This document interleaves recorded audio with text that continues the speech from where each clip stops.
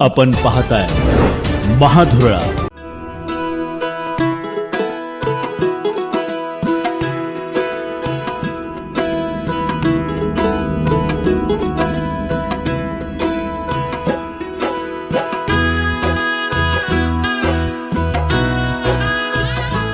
नमस्कार, महाधुरळा यूट्यूब चॅनलमध्ये मी गुरु बाळमाळे आपल्या सर्वांचं मनापासून स्वागत करतोय. सध्या गोकुळ संदर्भातल्या हालचाली प्रचंड वाढलेल्या आहेत. 4 मे रोजी विद्यमान संचालकांची मुदत संपणार आहे. त्यामुळे 5 मे पासून गोकुळचे कारभारी कोण हे ठरवण्यासाठी सध्या हालचाली प्रचंड वेगावल्यात. याचाच एक भाग म्हणून येत्या 26 एप्रिल रोजी मुख्यमंत्री देवेंद्र फडणवीस यांनी मुंबईत एक बैठक बोलवलेली आहे. या बैठकीला जिल्ह्यातले सगळे मंत्री नेते उपस्थित राहणार आहेत आणि याच बैठकीत अतिशय महत्त्वाचा निर्णय होणार आहे. गेल्या 8 दिवसापासून या हालचालींना वेग आलाय. उच्च व तंत्र शिक्षण मंत्री चंद्रकांत दादा पाटील कोल्हापुरात आले. त्यांनी अनेक नेत्यांच्या भेटीगाठी घेतल्या आणि तेथूनच गोकुळवर कारभारी कोण हे ठरवण्यासाठी अनेक घडामोडी पडद्यामागच्या घडल्या. त्याला आता वेग येणार आहे. ते 26 तारखेला मुंबईत होणाऱ्या बैठकीत मुख्यमंत्र्यांच्या कानावर बऱ्याच गोष्टी घालण्यात आल्या. कारण राष्ट्रवादी आणि भाजप या दोघांमध्ये आता जोरदार वाद सुरू आहे. राष्ट्रवादी सोबत जायला नको अशी थेट मागणी आमदार शिवाजी पाटील यांनी केली.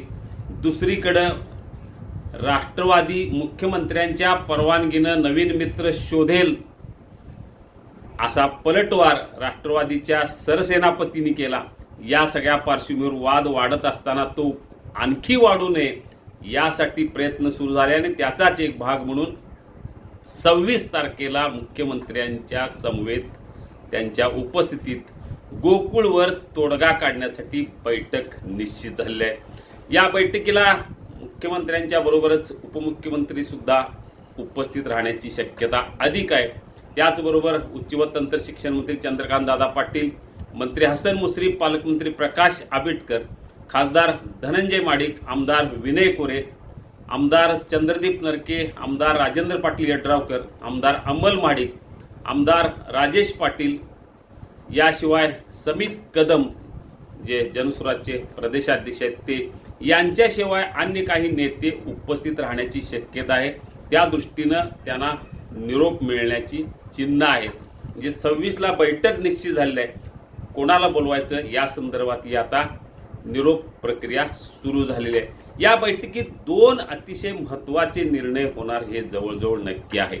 त्यामध्ये एक निर्णय आहे जी आता चर्चा आहे की 5 लोकांचं 5 सदस्यांचं एक प्रशासक मंडळ, शासकीय प्रशासक मंडळ की अशासकीय प्रशासक मंडळ याचा फैसला होईल. सध्या तरी अशासकीय प्रशासक मंडळ नेमण्याची शक्यता अधिक आहे. त्याचाच एक भाग म्हणून 4 पक्षाचे 4 नेते जे सुचवतील ते हे गोकुळचे प्रशासक असतील.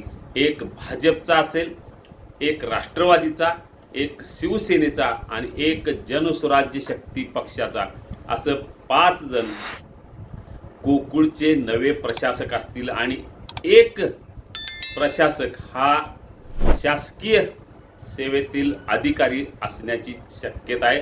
त्या दृष्टीनं चर्चा सुरू झाली आहे. म्हणजे एकूण 5 व्यक्तींचं हे प्रशासक मंडळ असेल.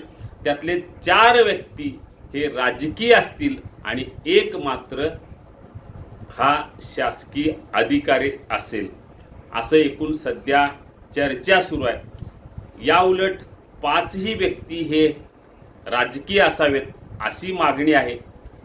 दुसरीकडं राजकीय व्यक्तीपेक्षा शासकीय प्रशासक मंडळ नेमण्याच्या हालचाली वेगवल्यात. त्यामुळं भाजपचा जोर असेल तो शासकीय प्रशासक मंडळ नेमण्यावर, पण इतर सर्वांनी अशासकीय प्रशासक मंडळ नेमावं अशी मागणी केल्याचं समजतं. याचाच एक भाग म्हणून प्रत्येक पक्षाचा एक प्रशासक यामध्ये असावा अशी एक मागणी पुढे आलेली आहे. त्यामुळे आता 26 तारखेला निर्णय होईल तो शासकीय मंडळ की अशासकीय मंडळ, पण प्रशासक येणार हे जवळजवळ नक्की आहे. पण दुसरीकडे ही पण मागणी आहे की निवडणुका तातडीनं घ्यायच्या. येत्या 28 एप्रिल रोजी न्यायालयाचा निकाल आहे अतिशय महत्त्वाचा. या गोकुळ 1108 ज्या काही संस्था आहेत व्यावसायिक संदर्भातल्या, त्या संदर्भातला निकाल अतिशय महत्त्वाचा आहे. तो निकाल काय लागेल त्याच्यावरच बरंच काही अवलंबून आहे. त्यामुळं 26 तारखेला जी चर्चा होईल ती चर्चा अशीच होईल की 28 तारखेला काय निकाल लागेल त्यावर पुढचा निर्णय घेता येईल. म्हणजे आता तरी 5 तारखेला प्रशासक मंडळ येणार हे नक्की आहे. फक्त 26ला हाच निर्णय होण्याची शक्यता आहे की प्रशासक हा शासकीय असेल की अशासकीय. सध्या तरी अशासकीय प्रशासक मंडळ नेमण्यासंदर्भातल्या हालचाली वेगावल्या आहेत. प्रत्येक पक्षाचा एक नेता हा प्रशासक असेल आणि सोबतच एक शासकीय अधिकारी या प्रशासक मंडळात असणार आहे. त्या दृष्टीनं सध्या चर्चा सुरू झालेली आहे. जे गोकुळवर प्रशासक येणार, आत्तापर्यंत असं वाटत होतं की सगळेच अशासकीय प्रशासक मंडळ असेल, पण ते थोडंसं बाजूला ठेवून प्रत्येक पक्षाचा एक नेता या प्रशासक मंडळात असणार आहे आणि एक अधिकारी हा शासकीय त्यामध्ये असणार आहे. जे शासकीय आणि अशासकीय दोघांचे एकत्रीकरण करून हे प्रशासक मंडळ असण्याची शक्यता जास्त आहे. त्यामुळे आता बघूया, आता प्रशासनातल्या एखाद्या अधिकाऱ्याचीच नियुक्ती होते की सध्या जी काही मागणी आहे की प्रत्येक पक्षाचा एक प्रशासक असावा, ती मागणी पूर्ण होते. 26ला या संदर्भात निर्णय होणार, मुख्यमंत्री निर्णय घेणार हे नक्की आहे.